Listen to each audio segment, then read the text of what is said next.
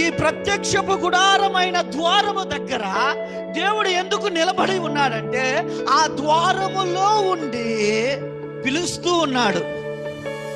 అహరోను నా మందిరములోనికి రా, మిర్యాము నా మందిరములోనికి రా. బహుశా నీ పేరు నా పేరు కూడా పెట్టి ఆయన పిలుస్తున్నాడేమో. నా మందిరములోనికి రా, నేను నిన్ను ఆశీర్వదించేదను, నేను నిన్ను దీవించేదను, నీపై నా ఆత్మను కుమ్మరించేదను. ఇశ్రాయేలీయులు దేవుని మహిమను, దేవుని యొక్క కార్యములను సంకోచిస్తున్నారు, తక్కువ చేసి మాట్లాడుతున్నారు.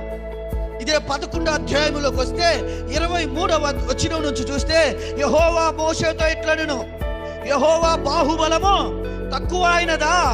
నా మాట నీ ఎడల నెరవేరునో లేదో ఇప్పుడు చూడు.